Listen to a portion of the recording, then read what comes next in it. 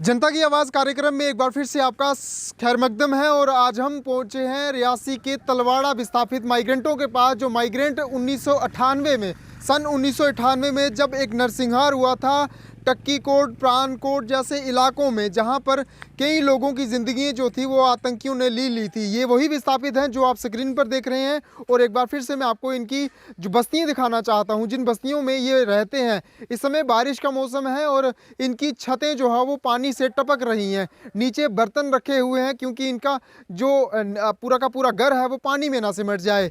ये लोग पिछले कई दशकों से परेशान हैं जब से यहाँ पर विस्थापित हुए हैं। एक तो आतंकवादी इनको लगातार प्रताड़ित करते थे, इनके परिवार वालों को जान से मार गए, और लेकिन तब से लेकर के ये आज दिन तक नरकीय ज़िंदगी जीने को मजबूर हैं। सिर्फ और सिर्फ ये मांगते हैं कि हमें जिस तरीके से कश्मीरी पंडितों को हक हकूक दिए गए हैं, हमें भी उसी प्रकार से दिए जाएं। हम उन्हीं से बातचीत करते हैं। प्रधान इस समय मेरे साथ माइग्रेंट यूनियन के इस समय मौजूद हैं।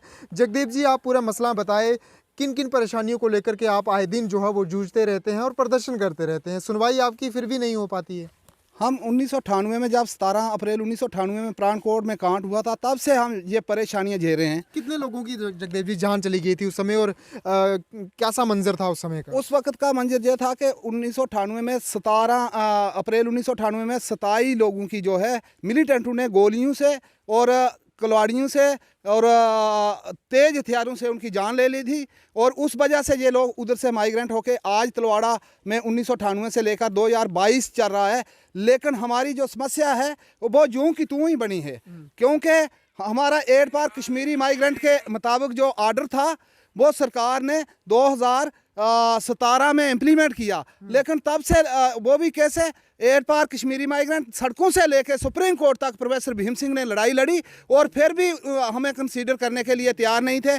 जिस वक्त 1998 में वहाँ से हम माइग्रेंट हुए, उस वक्त जो सरकार थी वो सेंटर में बीजेपी थी और जम्मू कश्मीर में नेशनल कॉन्फ्रेंस थी, नेशनल कॉन्फ्रेंस की थी। लेकिन प्राण कोट में अडवाणी साहब उस वक्त गृह मंत्री थे, प्राण कोट में गए थे। उन्होंने ये बताया था कि प्राण कोट का हम पठान कोट बना के करके देंगे। लेकिन जो माइग्रेंट वहाँ से हुए हैं, इन लोगों को हम जैसे 8 पार कश्मीरी माइग्रेंटों को हम सुविधा देते हैं वैसे ही देंगे। लेकिन उसमें बहुत ज़्यादा जो फ़र्क है, 8 पार कश्मीरी माइग्रेंट को जो है वो उनको कॉलोनियाँ दी गई हैं, लेकिन हम एक सलाल प्रोजेक्ट के जो टूटे फूटे क्वार्टर हैं उनमें ज़िंदगी जी रहे हैं। लेकिन कई बार हमें नोटिस एडमिनिस्ट्रेशन को देने के बावजूद भी हमारी कोई सुनवाई किसी जगह में नहीं होती है। आज जम्मू कश्मीर में यूटी लगी है और सेंटर में बीजेपी की सरकार है। बीजेपी सरकार कहती है कि हमें माइग्रेंटों को जो है बिल्कुल सुविधा 8 पार कश्मीरी माइग्रेंट के मुताबिक दी है। पहले तो इनके पास बहाने थे कि अगर हम इधर जम्मू कश्मीर में अगर एक जैसा बर्ताव करें कि कश्मीर के माइग्रेंटों के साथ अलग बर्ताव होता था और जम्मू के माइग्रेंटों के साथ अलग बर्ताव होता था, उसमें यह बताते थे कि धारा 370 लगी है, इसमें जो है हम कुछ भी नहीं कर सकते हैं। लेकिन आज जम्मू कश्मीर के अंदर धारा 370 भी खत्म हो चुका है। लेकिन जो तलवाड़ा विस्थापित हैं उनके 642 परिवार जो 8 पार कश्मीरी माइग्रेंट के मुताबिक कंसीडर करके रखे हुए, हमने कई बार जितेंद्र सिंह को बताया कि हमारे परिवार जो हैं कुछ लेफ्ट आउट फैमिली है, बाइफरकेटेड फैमिली है। हमारी फैमिली की वेरिफिकेशन तक आज तक जो है हमारे लोगों की वेरिफिकेशन नहीं हुई है। हम ये जानना चाहते हैं कि जम्मू कश्मीर के अंदर अगर बीजेपी की सरकार चल रही है तो आज ये कौन सी परेशानी आ रही है? आज तो धारा 370 भी नहीं है, आज सब कुछ धारा 370 के साथ चले गया है तो खारिज हो चुका है। लेकिन आज कौन सी परेशानी है? वेरिफिकेशन हमारे जम्मू के लोगों के साथ उस समय से लेके आज भी भेदभाव जो है तलवाड़ा विस्थापितों के साथ होता है। अगर तलवाड़ा विस्थापितों, अगर कश्मीरी माइग्रेंट के बच्चों को नौकरियां दी गई तो तलवाड़ा विस्थापितों को जो तक नहीं मिल पा रही है, शिक्षा जो है, शिक्षा तो ये हमारे कुछ जो 642 परिवार के कुछ लोग हैं जिनको थोड़ा सा गवर्नमेंट की तरफ से वो भी सुप्रीम कोर्ट के आर्डर के तहत मिलता है, लेकिन वो शिक्षा कहाँ से मिलेगी? ये गरीब लोग हैं, दिहाड़ी लगा के अपना पालन पोषण करते हैं और ऊपर से सरकार ने जो है लॉकडाउन का बहाना बना के इन लोगों को राहत किया हुआ है। अगर लॉकडाउन है तो जिन लोगों को राशन नहीं मिलता है बेचारों को, उनको राशन राशन दिया जाए, लेकिन वो दिहाड़ियों से वंचित कर दिए गए हैं। दिहाड़ी अगर कहीं जाके बजरी रेता उठाते थे ये गरीब लोग, उनका रेता बजरी भी बंद कर दिया और लोग शाम का खाना खाने से भी मजबूर हैं। लेकिन जी मुझे एक चीज़ बताएं, राशन से ज़िंदगी नहीं चलती है। आप जब वहाँ से आपने पलायन किया था, कई सरकारों ने जो है वो आपको आश्वासन दिए थे। सरकार यही थी जो इस समय चल रही है, केंद्र में थी, लेकिन इस समय उपराज्यपाल शासन चल रहा है। क्या चाहते हैं उपराज्यपाल शासन से, क्योंकि केंद्र में तो लगातार जो है वो बीजेपी की सरकार दो लगातार टर्न ओवर जो है उसके हो चुके हैं। हम ये चाहते हैं, हम एलजी साहब को भी ये आश्वासन ये बताना चाहते हैं कि हमारा तलवाड़ा जो माइग्रेंट कैंप तलवाड़ा है, एक ऐसा कैंप है जो प्रामस जम्मू के लोग माइग्रेंट होके इस कैंप में रह रहे हैं। हम ये चाहते हैं कि गवर्नर साहब अपने आंखों से देखें, एडमिनिस्ट्रेशन के पास जाते हैं वो बात ही नहीं सुनते हैं। हम इससे नहीं चलेगा, चलता इस चीज़ से है कि हमारे बच्चों को भी वैसे ही नौकरियां दी जाए जैसे कश्मीरी माइग्रेंट के बच्चों को दी गई हैं। गोलियां सेम थी जो आपने झेली हैं और जो कश्मीरी माइग्रेंटों ने झेली हैं। गोलियां सेम थी, लेकिन मतभेद क्यों किया जा रहा है कश्मीरी पंडितों और आपके तलवाड़ा विस्थापितों के बीच?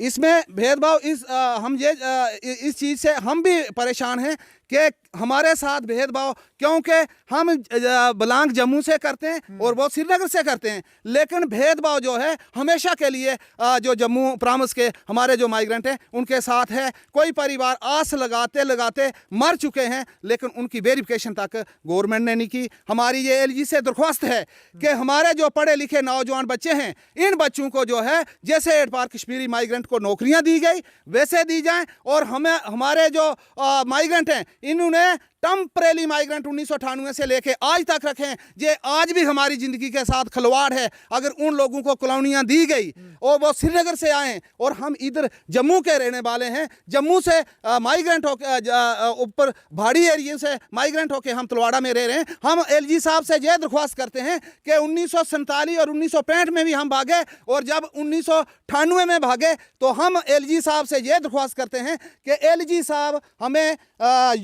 जो जैसे कश्मीरी माइग्रेंट को कॉलोनी बना करके दी गई है, हम भी ये चाहते हैं कि हमारी कॉलोनी जहां बना करके दी जाए, ताकि हम बार बार माइग्रेशन ना हो उस एरिया से। हमारा कोई भी किसी किस्म का अगर वतन वापसी जाने का कोई इनके पास कोई तरीका नहीं है इनको वापस करने का, तो इनको जो तलवाड़ा माइग्रेंट है इनको एड पार कश्मीरी माइग्रेंट के बराबर जो है इनको दर्जा दिया जाए और पढ़े लिखे बच्चों को नौकरियां दी जाए। ये एलजी साहब से हमारी दरख्वास्त है। और कॉलोनी जो है ये झज्जर हो चुकी है, ये किसी वक्त भी डैमेज हो जाएगी। जब हादसा हो जाएगा तब प्रशासन जागेगा कि जी बहुत बड़ा हादसा हो गया। डीसी साहब को हमें बताया था इधर एक नाला है वो अभी स्लाइड होके बंद हुआ है। हमें कई बार डीसी साहब को भी ये बताया कि ऐसे कम से कम भी 20 से 30 क्वार्टर जो है वो दब जाते हैं, और डीसी साहब ने खुद आंखों से देख के ये हमें बताया था कि इस नाले को हम जल्दी से जल्दी खाली करेंगे, लेकिन वो वैसे का वैसा पड़ा है। तो इस वजह से हम ये सोचते हैं कि हमारा देखभाल करने वाला कौन आएगा। हमें इस चीज़ का अफसोस है कि हम माइग्रेंट हैं, हमारी आवाज़ कौन सुनेगा। कई बार मीडिया के माध्यम से हम जो भी मसला होता है मीडिया के माध्यम से ही हमारा हल होता है। हमारा अभी भी जो है पेंडेंसी चाह रही है, राशन की पेंडेंसी जो जिन लोगों को मिलता है समय पे उन लोगों को भी नहीं दिया जाता है। हमारी कुछ जो फैमिलियां हैं हम ये चाहते हैं कि उनको भी उस सूची में दर्ज किया जाए, जिस सूची में ये हमारे ये माइग्रेंट दर्ज किए हुए हैं। और इसी के साथ में जय हिंद जय भारत। जी बिल्कुल, 27 लोगों का कत्लेआम होता है उन इलाकों में जिन इलाकों को आतंकियों ने अपने घेरे में ले लिया था। ये कतराते हैं उन इलाकों में फिर से जाने के लिए, ज़मीन खेती इनकी वहाँ पर है, लेकिन ये जा नहीं पाते क्योंकि इनके मन में वही मंजर एक आना शुरू हो जाता है, आंखों के आगे वही झलकें जो है वो आना शुरू हो जाती हैं जो इन लोगों के साथ जो है बीती है। आप अपना नाम बताएं, ऐसा क्या मंजर था उस समय जब 27 लोगों का कत्लेआम हुआ था, नरसिंहार हुआ था, तब आपने डर के मारे जो है वो अपने गांव अपना वतन जो था वो छोड़ दिया था, लेकिन अब क्या स्थिति है आपकी वो बताएं। हमें नाम बताएं अपना। मेरा करतार सिंह नाम है। वैसे वहीं से आकर हमें ये महसूस अभी कर रहे हैं कि हम उधर गोलियों से अगर हो जाता काम हमारा तो अच्छा रहता था, क्योंकि इधर आके हमें कोई भी सहूलियत जो है, कोई भी तरीका जो है वो नहीं मिला। जैसे हमारे साथ हमारे प्रधान ने बोला कि जब हमारे कश्मीर में जो कश्मीर पंडित हैं जो माइग्रेट हुए और उनका फैसिलिटी और हमारी फैसिलिटी में बिल्कुल ही कोई है ही नहीं, अंतर ही नहीं है कि जैसे कि उनको जो कुछ दिया जाता है, हम तो यहाँ नंगे भूखे और मुसीबत के रात को भी सोना, अगर बारिश है तो सोने का कोई नाम ही नहीं हो रहता। तो हम बहुत मुसीबत के मारे हुए वहीं से जब मुसीबत से आए और कहते थे कि 370 है, ये इसमें भेदभाव तब जड़ रहा है। पहले कहते थे तब्दीली कि हो जाएगी, हाँ हट जाएगा। ये हट जाएगा तो ये बिल्कुल ठीक हो, लेकिन उससे भी जो है ज़्यादा मुश्किल पैदा हो चुकी है कि तब फिर भी कुछ कोई ना कोई थोड़ा ऐसे देखने में जहाँ सुनने में आता था, लेकिन उसके बाद जो है कोई भी हमारी सुध लेने के लिए तैयार नहीं है और हम बहुत मुसीबत में इस वक्त घिरे हुए हैं।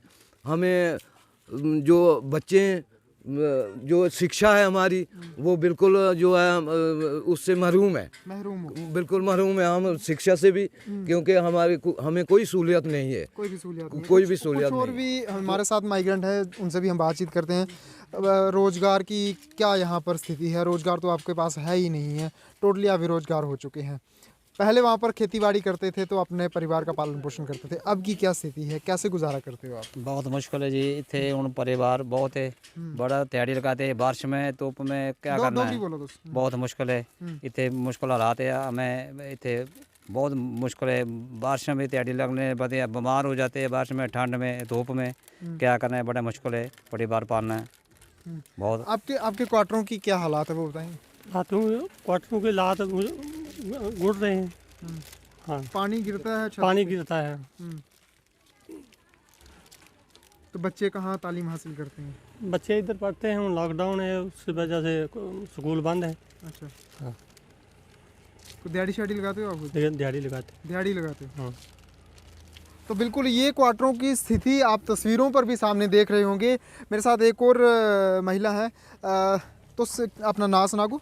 कुशल्या देवी। कुशल्या देवी मैं सुनाओ कि वो मंजर ते बड़ा खतरनाक हा जिस वेले गोलियां पूरे ग्रां च राती दा वेला हा, उस वेले जिस वेले जेह्ड़ा नरसिंहार होया लोकें गी मारे 27 लोग मारे गए हे। तुहाड़े भी परिवार दे होने, फिर तां गै तुस अपना घर-बार छड्डियै जेह्ड़ा इत्थै आए। कुसै दा मन नहीं करदा अपने घर-बार छड्डियै जेह्ड़े दूए प्रदेशें च जाइयै बसना, दूए इलाकें च जाइयै बसना? साढ़े मरोए बंदे मरोए, जो मेरा पति है उसके बंदे मरोए दे। अच्छा, उसे अपे गोली लगी थी, 2 बंदे मरोए उससे। अज तक जने ऐसे कुछ नहीं मिला, दिहाड़ियां लाने दे रोटी खाने। ठीक है। लेकिन उस वेले लीडर दे आए हे तुहाड़े कोल, आखदे हे कि तुहाड़ा इलाके दी बड़ी डेवलपमेंट करगे अस, तुसीं दोबारा उत्थे भेज गए ना? सरकार ने उत्थे भेजेआ और ना तुंदी इत्थे हालात दी सुध लै दी है। हाँ, इत्थे भी कुछ नहीं साढ़ा बने। जेह्ड़े असें भी दिक्खेआ, तस्वीरां भी दस्सा दे आं सारें गी, क्वार्टरें दी बड़ी खस्ता हालत है, दीवारां टुट्टी दियां, छत्तां जेह्ड़ियां ओह् टपका दियां, पानी पवा दा, बूंद बूंद पवा दा। सब कुछ होया था इत्थे, असें केह् करना, बेचारे गरीब लोग हां, अस कुछ करी नहीं सकते। ते अग्गे पिच्छे साढ़ा कुछ बनया नहीं अज तक थोड़ी, जि'यां दिहाड़ियां लाने, बच्चे पालने अपने अपने, बच्चे निक्के निक्के स्कूल है छोटे दे, उं'दे वास्ते खर्चा नहीं बनदा, अपने खाने भी इत्ते नहीं बनदा, उं'दे पढ़ाने वास्ते केह् बनना। गरीब लोग कहाँ से? सरकार अग्गे केह् डिमांड रक्खो? तो सरकार सुना दी है तुसें गी, केह् आखो? उपराज्यपाल शासन LG मनोज सिन्हा अगर सुना दे होङन, केह् आखो उ'नेंगी कि किन्नी जल्दी जेह्ड़ी तुंदी सुध लैनी चाहिदी उ'नें? जितनी जल्दी हो सके करना है। मुश्किलात है। हाँ, तो कहीं ना कहीं मुश्किलातें इन लोगों के लिए लगातार बढ़ती आ रही हैं। ये मासूम चेहरे हैं, ज़्यादा पढ़ भी नहीं पाए हैं, क्योंकि इनके साथ लगातार जो है वो सरकारें भी मतभेद करती आई हैं और आतंकियों ने इनके परिवार वालों को जो है वो गोलियों से छल्ली कर दिया था, तब जाकर के इन्होंने अपना घर परिवार छोड़ा था। किसी का मन नहीं करता अपने आशियाने को छोड़ करके किसी और इलाके में रहने को, लेकिन ये वहाँ से मजबूरी के चलते वहाँ से पलायन कर गए थे और तलवाड़ा में उस समय शरण दी थी। ये NHPC के क्वार्टर्स हैं, क्षतिग्रस्त हो चुके हैं। ये कभी भी जो है वो डैमेज हो सकते हैं, कभी भी जो है वो हवा का अगर ज़्यादा झोंका लगा तो ये गिर सकते हैं। टीनें जो इनके ऊपर जो डली हुई है, छत डली हुई है, ये कभी भी जो है वो ज़मींदोज़ हो सकती है, जिससे इन लोगों को भारी नुकसान हो सकता है। जानी माल का जो है वो जान माल का जो है वो नुकसान इनको झेलना पड़ सकता है। तब जाकर के कहीं ना कहीं सरकार एक बार फिर से गहरी नींद से जागेगी, तब जाकर के इन लोगों को जो है फिर से आश्वासन देगी। लेकिन उससे पहले लगातार जेके चैनल जो है वो आवाज़ उठाएगा इन लोगों के हक को लेकर के कि कम से कम आप कश्मीरी माइग्रेंट के मुताबिक जो उनको हक मिल रहे हैं, इनको भी उसी प्रकार से हक दिलवा दीजिए, ताकि ये सरकार की किरकिरी ना करें। 1998 में अगर इनकी माने तो 1998 में LK अडवाणी जी जो है वो इनके इलाके में गए थे, घटनास्थल पर गए थे, तो उस वक्त वहाँ पर आश्वासन इनको दिया था कि आपके इलाके में डेवलपमेंट कर देंगे, हम इलाके में जो है वो चार चांद लगा देंगे, आप लोगों को लगातार परेशानी से जो है वो मुक्ति दिलवा देंगे। लेकिन तब से लेकर के आज दिन तक ये लोग नरकीय जीवन जी रहे हैं। क्वार्टर्स की एक बार मैं दशा दिखाना चाहता हूँ। ये दशा है उन क्वार्टर्स की जिन क्वार्टरों में ये लोग रहते हैं। दीवारें आपको दिख रही होंगी, दरारें आ चुकी हैं, इनके दरवाजे जो हैं वो किस प्रकार से हैं, और आगे की जो तस्वीरें हैं वो भी आपको स्क्रीन पर दिख रही होंगी कि टीन के ऊपर त्रिपाल लगाए हुए हैं, क्योंकि पानी इनके छतों के अंदर जो है वो टपकता है। ना जाने कब ये क्वार्टर्स जो है वो ज़मींदोज़ हो जाएं और ये लोग जो है उसी के नीचे आकर के दब जाएंगे। तब सरकारें आएंगी, बड़े बड़े मंत्री आएंगे, केंद्र से भी मंत्री आ पहुँचेंगे और इन लोगों को जो है बड़े बड़े आश्वासन देंगे। एक आपको क्वार्टर सामने दिख रहा होगा जिसके ऊपर टीन ही नहीं है। ये इस प्रकार की हालात हो चुकी हैं इन तलवाड़ा विस्थापितों की।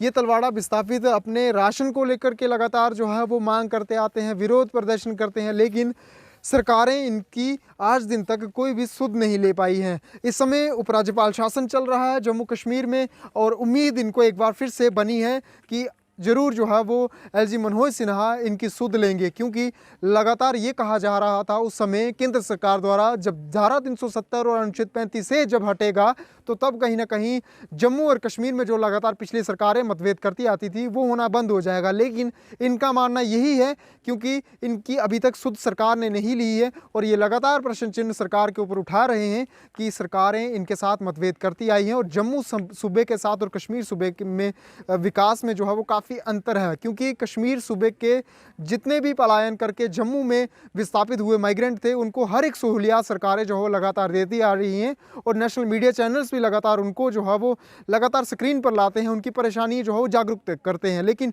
सोशल मीडिया प्लेटफॉर्म के माध्यम से, आज जेके चैनल के माध्यम से हम आपको भी रूबरू करवाना चाहते हैं इनकी स्थिति से, इनके हालातों से, कि इनकी क्या हालात है, किस प्रकार से ये ज़िंदगी अपनी जीने को मजबूर है। इस समय बारिश का मौसम है, लेकिन ये लोग अपने घरों को छोड़ करके बाहर रहते हैं, पेड़ों के नीचे रहने को मजबूर हैं, सरकारी शेडों के अंदर रहने को मजबूर है, क्योंकि इनके छत कब गिर जाएं, कब इनकी दीवारें जो है वो ज़मींदोज़ हो जाएं, इनके नन्हे बच्चे जो है वो अपनी जान से हाथ गंवा बैठेंगे, इनको बिल्कुल ही भरोसा नहीं है। लेकिन कुंभकर्ण नींद सोई हुई सरकार को जागना चाहिए और कहीं ना कहीं इन माइग्रेंटों की सुध लेनी चाहिए, क्योंकि अपना घर परिवार छोड़ करके कोई भी नहीं जाना चाहता जिस प्रकार से ये आए हैं। एक तो आतंकियों का वो दुख था, वो मंजर था, भयानक मंजर, वो काली रात थी, उसको झेल करके ये लोग यहाँ पर सुख की जो ज़िंदगी थी वो जीने के लिए आए थे, लेकिन लगातार नर की ज़िंदगी इनके लिए बनी हुई है। वीडियो जर्नलिस्ट सुरेंद्र शर्मा के साथ करणदीप सिंह, जेके चैनल, रियासी, तलवाड़ा।